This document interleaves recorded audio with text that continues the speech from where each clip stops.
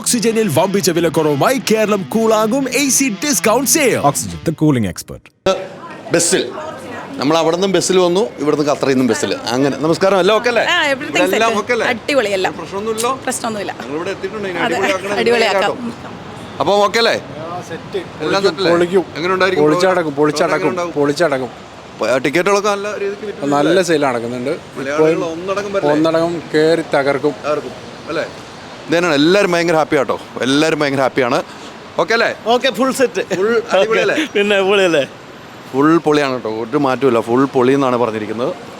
അപ്പോൾ നമ്മൾ ബസ് ദേ അവിടെ വന്നിരിക്കുന്നുണ്ട്. ആ ബസ് തന്നെ ഉണ്ടല്ലോ, ബസ് ഭയങ്കര രീതിക്ക് സെറ്റ് ചെയ്തേക്കണ ബസ്സാണ്. ആ ബസ്സിലാണ് നമ്മൾ യാത്ര ചെയ്യുന്നത്. അല്ല, ആ ബസ്സിലല്ല പോകുന്നത്. അപ്പോൾ നിൽക്കാം, അതേ കാണുന്നതാണ് ബസ്. ആ ബസ് ഷൂട്ട് ചെയ്തുണ്ടോ? ഉണ്ടോ? നമ്മുടെ ഇവൻറ്റിൻ്റെ ബസ്സാണ്. ഇങ്ങനെ 6-7 ബസ്സാണ് ഇവിടെ ഇറക്കിയിരിക്കുന്നത്. ഓരോ ആളുടെയും, ലാലേട്ടൻ്റെയും മമ്മൂക്കാടെയും ഒക്കെ പടം വെച്ചുള്ള ബസ്സുകൾ, അതോടൊപ്പം സുരാജിൻ്റെ ബസ്, അങ്ങനെ ഓരോ ആർട്ടിസ്റ്റുകളും, മെയിൻ ആർട്ടിസ്റ്റുകളുടെ പടം വെച്ചുള്ള ബസ്സാണ്. ഇങ്ങനെ ബസ്സുകൾ ഇങ്ങനെ ഇവിടെ എല്ലാ സ്ഥലങ്ങളിലും കിടന്ന് ഓടുന്നുണ്ട്. ആ ബസ്സിൽ തന്നെ നമുക്ക് ടിക്കറ്റ് സ്കാൻ ചെയ്തെടുക്കാനുള്ള സൗകര്യമുണ്ട്. അതാണ് ഏറ്റവും പ്രത്യേകത കേട്ടോ. ഏറ്റവും പ്രത്യേകത നമുക്ക് ടിക്കറ്റ് സ്കാൻ ചെയ്തെടുക്കാനുള്ള സൗകര്യവും ഈ ബസ്സിലുണ്ട്. അങ്ങനെ ബസ്സുകൾ അങ്ങനെ ഓരോന്നായിട്ട് ഇവിടെ യാത്ര തുടരുകയാണ്. ആളുകളെല്ലാം ഓടി വരികയാണ്.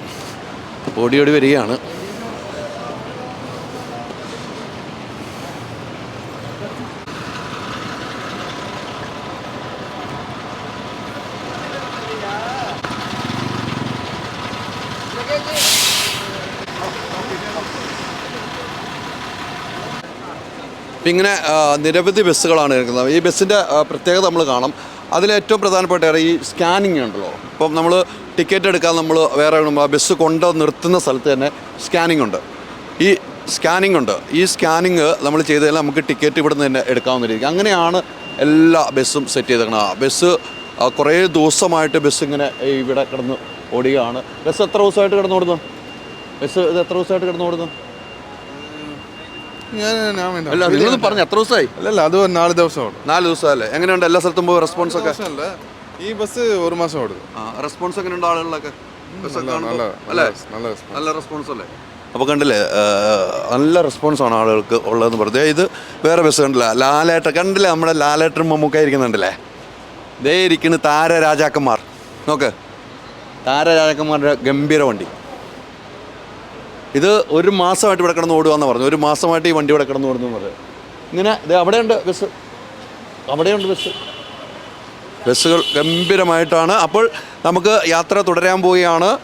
ദേ കണ്ടില്ലേ, കേരള ഫിലിം പ്രൊഡ്യൂസർ അസോസിയേഷൻ കണ്ടില്ലേ, നമ്മുടെ ഇവൻ്റാണ്. ഇവൻ്റെ ഖത്തറിലാണ്. സ്റ്റേഡിയം 974.